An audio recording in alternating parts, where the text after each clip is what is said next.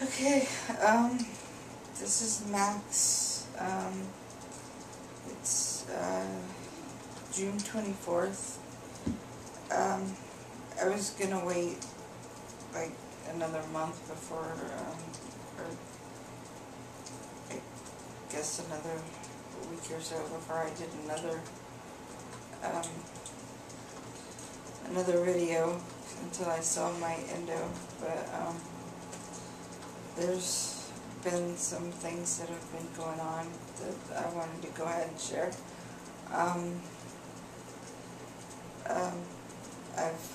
I've already started my transitioning, even though I haven't really started hormones yet. I've already started living as a man. We're in the process of getting my name changed legally. We've got to get the paperwork in this week, hopefully. I might be able to get a waiver to be able to do that for free, because I'm poor and I'm trans, so I might be able to do that for free, hopefully. Let's see, what else? I had kind of a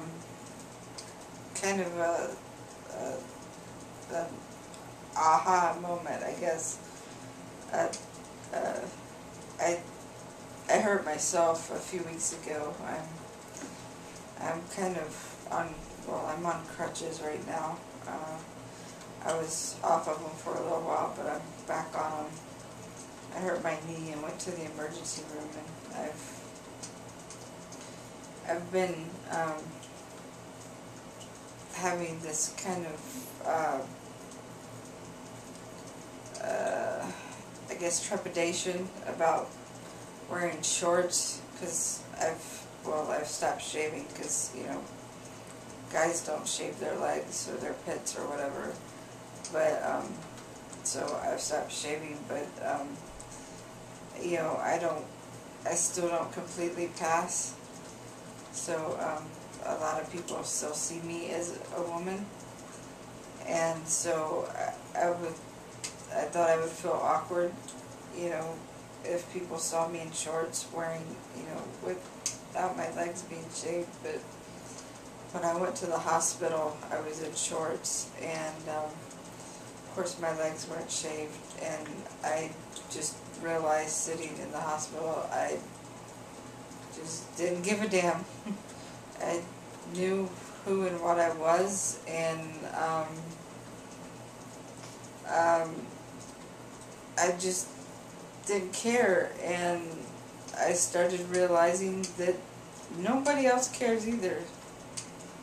They don't really give me a second glance. Nobody has even looked. Nobody really cares. So I've kind of learned that it's really about how you carry yourself. If you carry yourself as a man, or as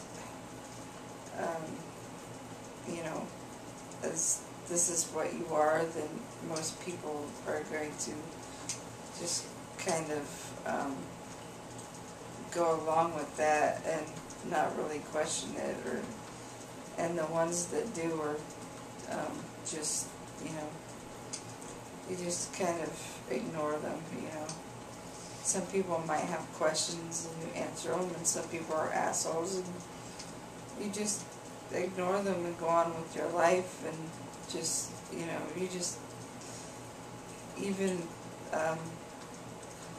cis men and cis women have to deal with, this biological men and women have to deal with assholes on a day-to-day basis, It's just part of life. I just have to deal with it in a totally different way. So it's just, with them's the breaks. Let's see what else I want to talk about. I've changed doctors a lot. I totally just like fired all my doctors, my primary, my therapist, I just fired my psychiatrist. I haven't met my new psychiatrist yet. I meet him next Monday. But I have a physical therapist now. And I've been doing this thing where, when I first meet them, I start off with, hey, before we get started, I want to say that I'm transgender. I am a trans male. I go by the name Max. It's not legally changed yet, but I'm working on it. And I would like to be called Max. And even when I fill out my paperwork and I have to fill out my name, in parentheses I put Max. And I tell them that I would prefer to be called male pronouns. And surprisingly, everybody's been really cool about it.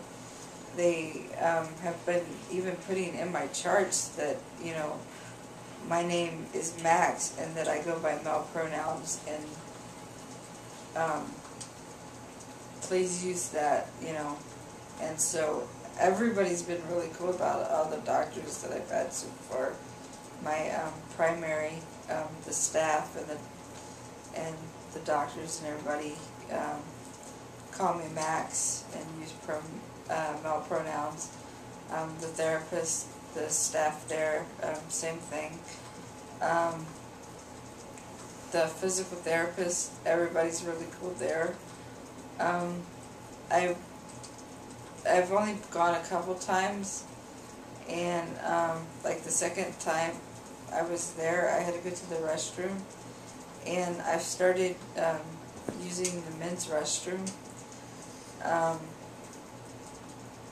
I have a STP packer. It allows me to it allows me to stand up and pee, basically.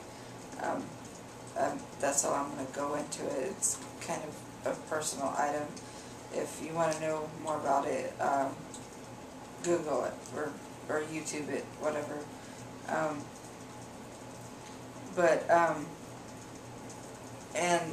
So I've been using men's restrooms,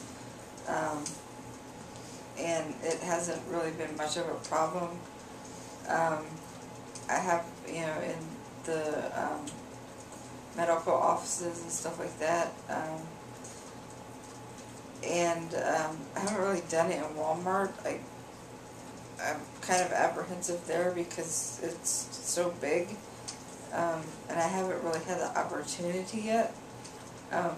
But anyway, in the physical therapy facility, I went to the men's restroom, and I noticed that it's also a locker room, and I didn't want to walk in there and have a biological male undressing or dressing and have them feel awkward or uncomfortable. But at the same time, now I'm at the point where I feel uncomfortable using a women's restroom, so I didn't know what to do. So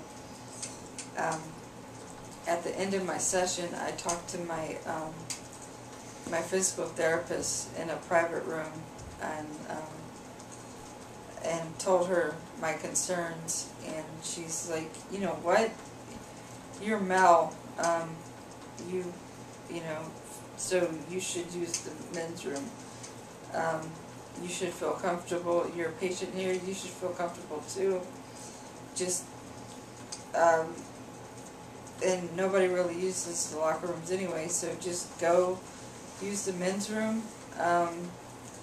If a problem occurs or someone else has a problem, just come to me, and I'll also talk to the other staff, so they know what's going on. So just come to me or one of the other staff, and we'll handle it, and we'll take care of it, and we'll make sure that that there's no problem. So she was really cool about it, and treating me with respect, and I really appreciated it. So I've had really positive outcomes. I've had one negative issue. My psychiatrist, he's my former psychiatrist, yeah. My husband just reminded me, my former psychiatrist. We've fired him. I will not step into that office again. I'm now going to a new psychiatrist who I meet next Monday. But he's a Christian, which, you know, I don't have problems with Christians.